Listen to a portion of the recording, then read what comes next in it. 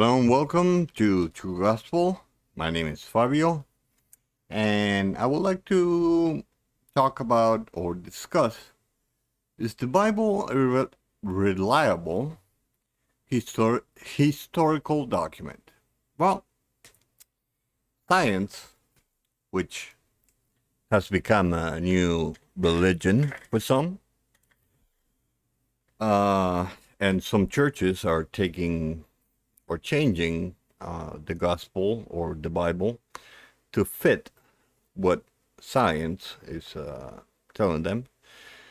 I agree with some. I disagree with most. But truth of the matter is that science has become a new religion, thus making it biased. Now, is it is the Bible a historical document? I believe so. Now, what's my reasoning behind it? Well, uh, the Bible says it takes three to corroborate. It takes three to not to corroborate. It takes three to say that something happened, and it take its it is taken as valid, something like that, right?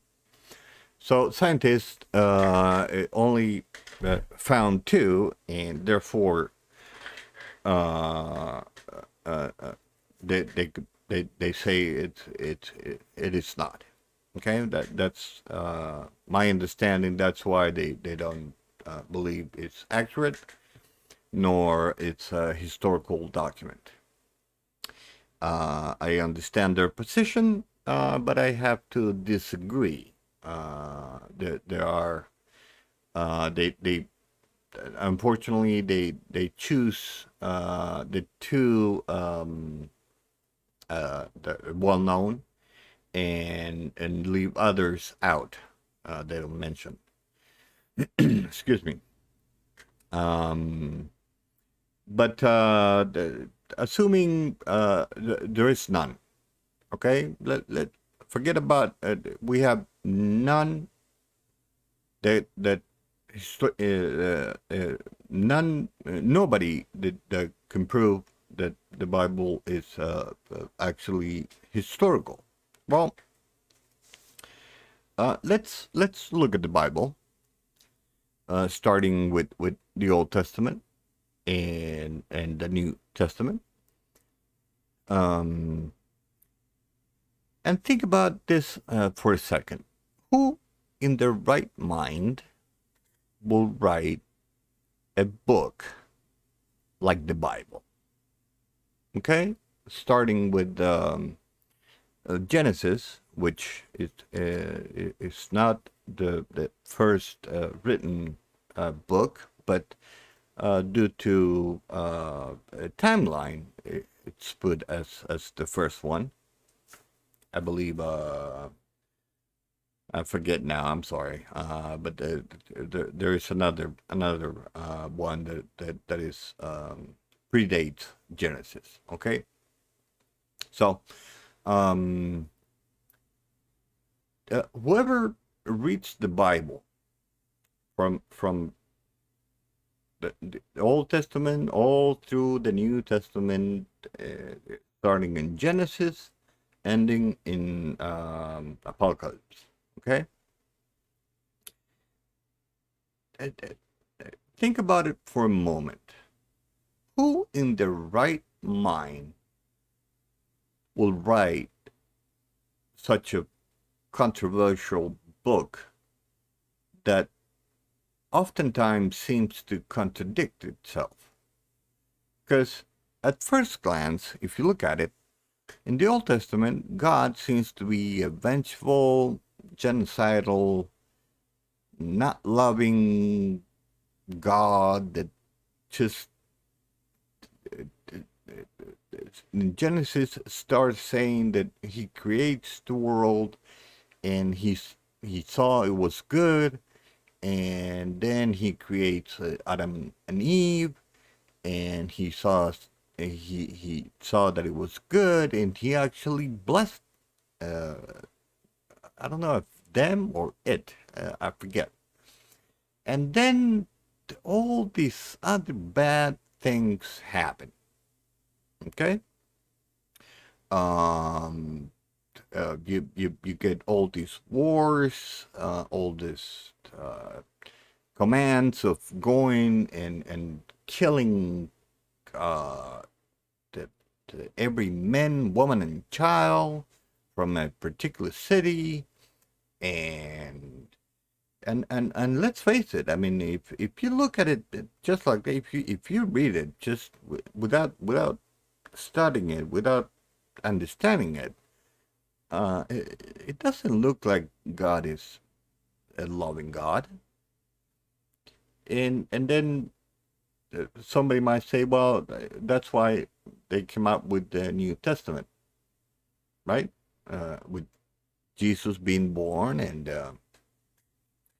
now the hating, or the bad God that we have in the Old Testament, it became a loving God, and complete opposite of what it seems to be a hateful God in the Old Testament.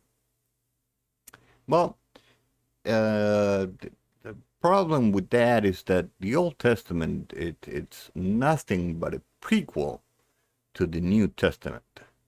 Okay, and also if you read the Old Testament, you read each character.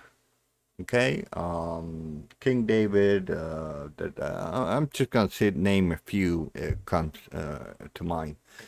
King David, not the best of characters. Still blessed.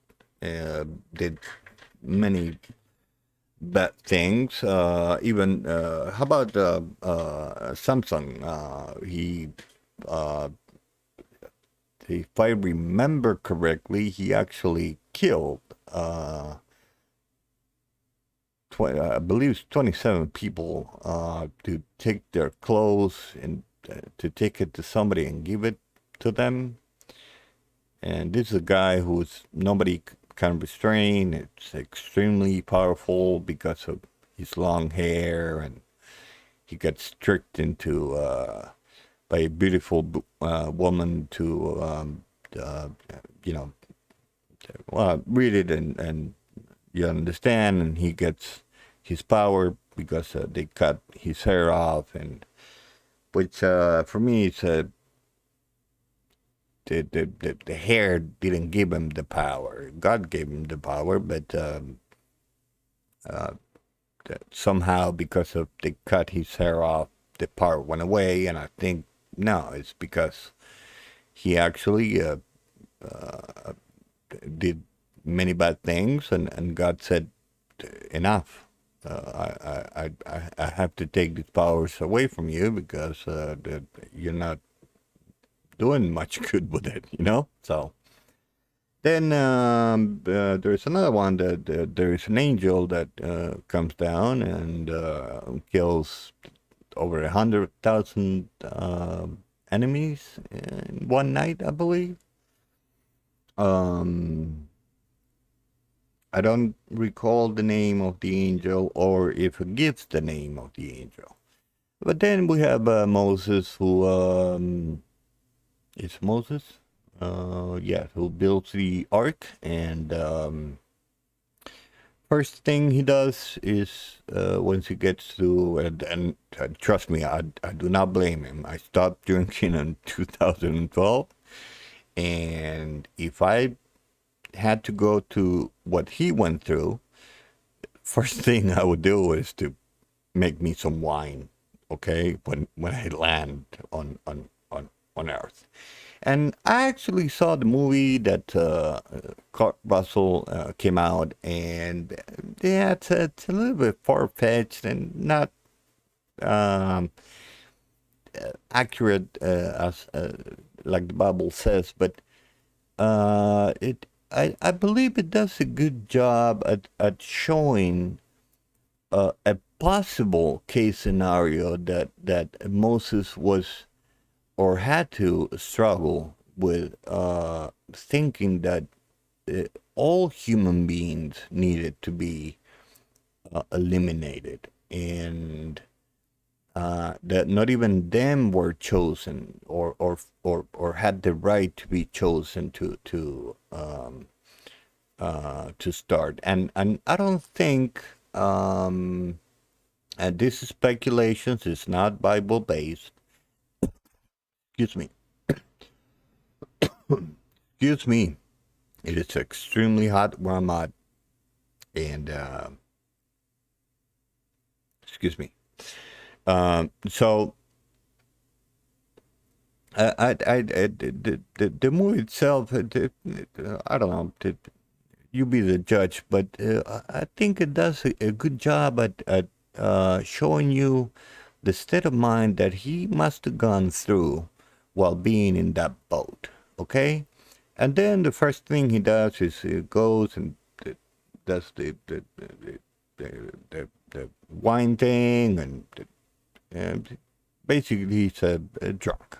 Okay, he like well, not a drunk, but well, some say he was, and some I don't know. I think after going through that, anybody would have taken a shot of something. Okay, and but the movie that does a good job about what he probably went through mentally. Okay, because there is a lot of characters who basically have a direct line, and not a direct line, but God sends answers them through with angels. That well, yeah, we might have some people that God still does nowadays. I think so. But even though they talk to angels, and the angels tell them, hey, it's gonna be okay, they have doubts, and they have, they're human beings just like you and me, and um who in their right mind will put all that in a book, in a fantasy book, or a sci-fi, if anything, call it a sci-fi book, okay? Because it goes beyond.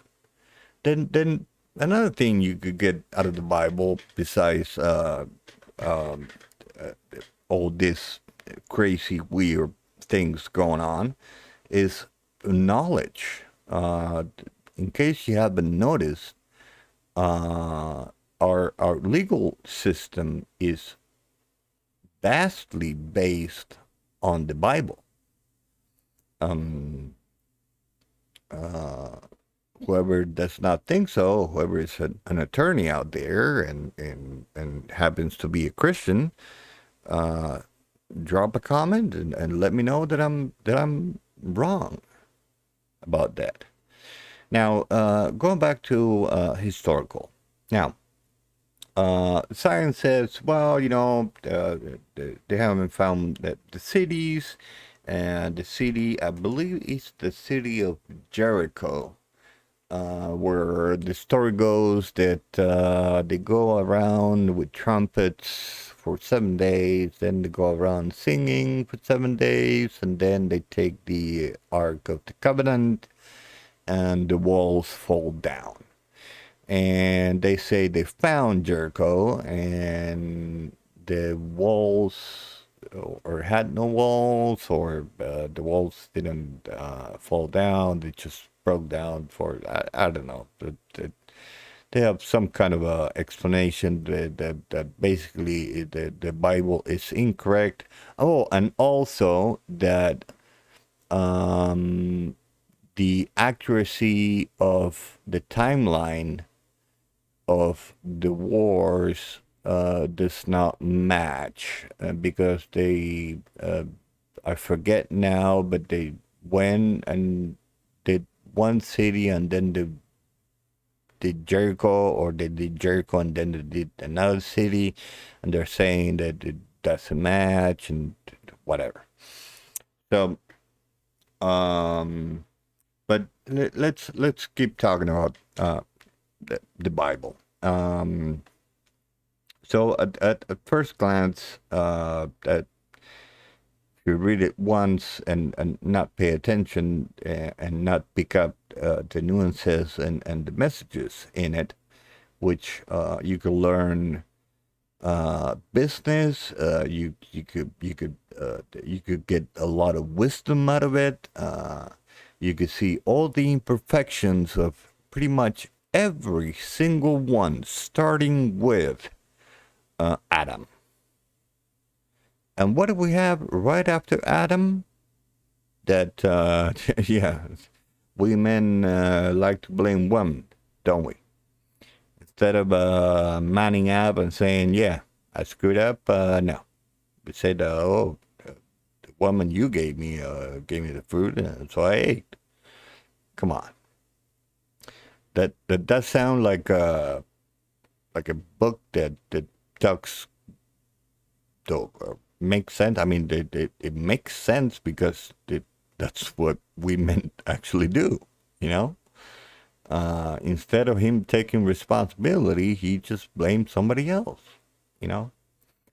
And also the weird things of how come, you know, God is everywhere, right? But yet when he does the Garden of Eden, he comes down, or if you read it, you will see that every now and then he comes down and walks and talks with Adam, and I'm pretty sure Eve as well. And this is before the original sin, and and but sometimes it does not, right? And this is his creation. This is his the you know his baby per se. His most treasured thing. He blessed it. He made it. He rested afterwards, which I don't think he needs to rest, but uh, you know what I mean. It's like he took a break and enjoyed it of what he made.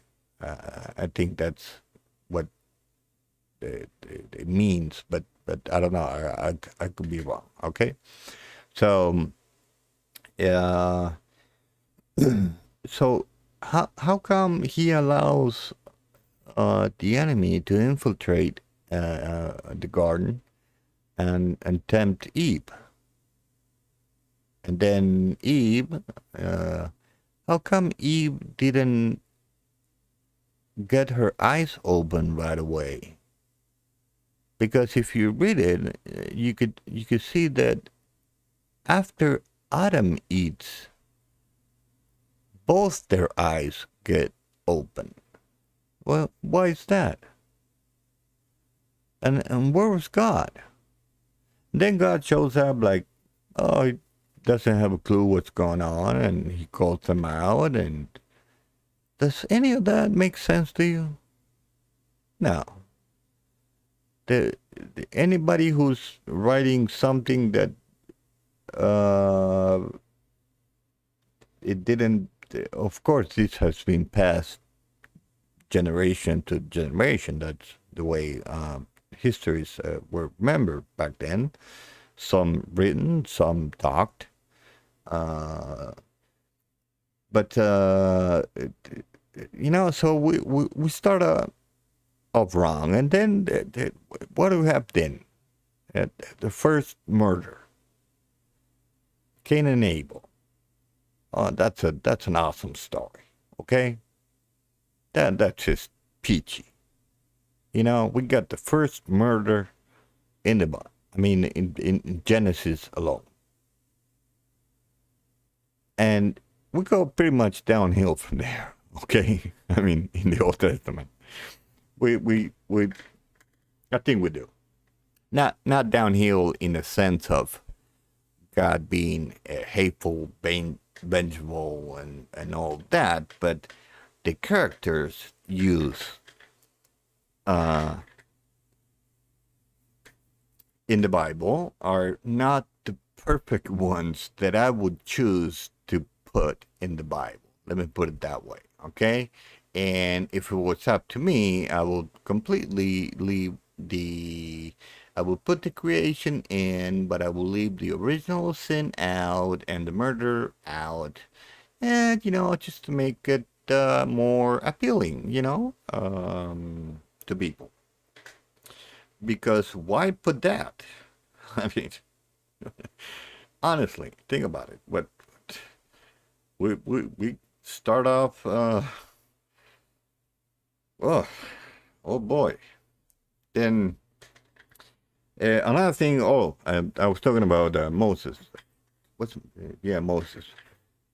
Um, I don't think Moses was the only one who built an ark and saved himself in the world.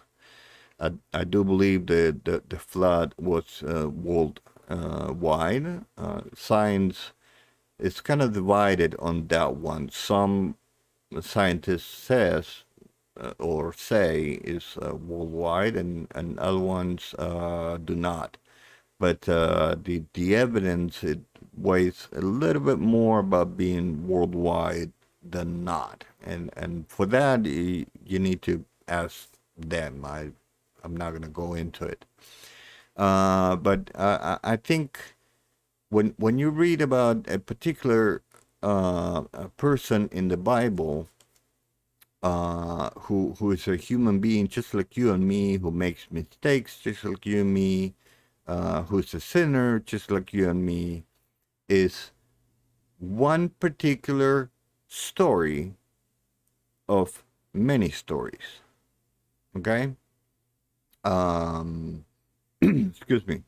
Why do I say this? Well, it, when you read after Cain talks to God, actually Cain gets to talk to God too. As a matter of fact, or maybe it's an angel. The Bible does not specify. It says God, but then I believe Gabriel is the one who talks for God. So that is unclear to me, at least. Okay. So he gets to talk to God and actually the sort of the bargain or negotiate his punishment, so to speak, and and God actually talks to him and listens to him and questions him and answers him and grants him his wish, which is oh, I'm sorry, I'm getting off track. Why do I think that the people the persons that in each chapter it's one of, I don't know if many, but one of a couple or of a few other people who did the same thing or went through the same thing, is because when Cain is dealing with God or negotiating with God, he says, now everybody will know, because he's taken out of the Garden of Eden, right? So he goes, now everybody will know what I did, and I'm gonna get killed. Well, who's everybody? If you read it, all we have is Adam and Eve and Cain. So who's everybody else? Who's he referring to? See what I mean? So there is more people. So the story of Adam, I think it just happened that Adam was in the garden, and maybe there was more than one garden, but Adam was the one who fell for it. So we, or not we, but so the Bible grabbed the worst case scenario and puts it there. And all this is based on Cain's fear for other people who, if you read it, nobody else should be there, right? I mean, God. Well, actually, if you read Genesis and you pay attention, excuse me, there is, it actually, there is two times that talks about the creation of Adam and Eve, okay? And it seems to be unimportant and it seems to be related. I don't think they are. I think they are unrelated. I think there has been more than one creation, and it just happened that some were had the privilege of being in, or maybe the first one created was in the garden, and then the rest of them were in the world. And when Cain gets kicked out of the garden, he's afraid of the rest of the people created, because I don't know. Somehow, I guess people already didn't like the people who killed other people, even way back then. So that's my reasoning behind it. And then I had others, but I must admit I forgot. So going back to historical, excuse me, there is certain scientists that have found, excuse me, I apologize, that have found archaeological evidence about uh, extremely important things of not only the Bible being historical, but what the Bible says, it is actually written in tablets or papyrus or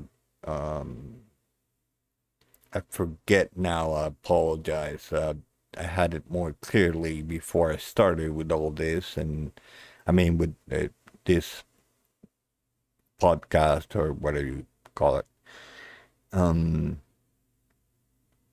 gotta get rid of the I know that. I'm working on it.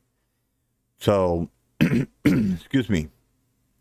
So, I believe, no, I am convinced the Bible is historical.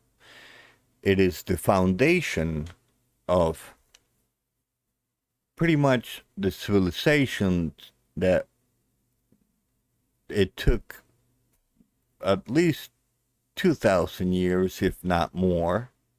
No, actually more than 2,000 years. No, 2,000, yeah, it took way more. It took like 5,000 years.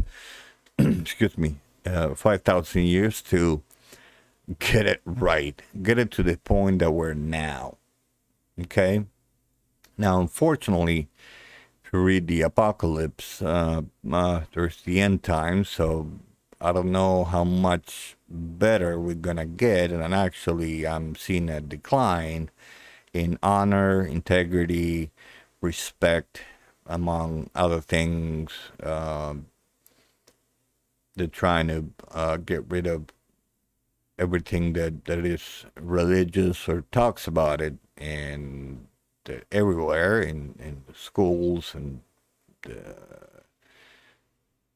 they're trying to do it all science. The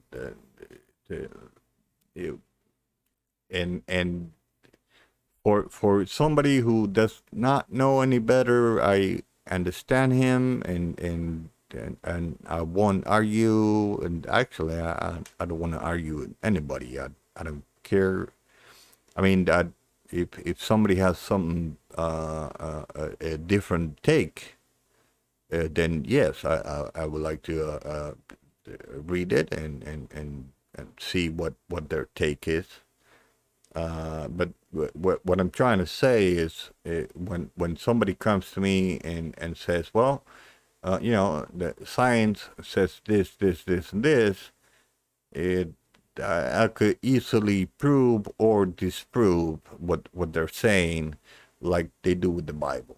Okay, it doesn't take a rocket scientist to know that, like carbon dating, it was a big thing, and now they they say that it could have a minor, small chance of a 20 I think it's like 20 million year error in it. So, and then we have nuclear, and then we have some other ways, and some scientists have found bones and dinosaur bones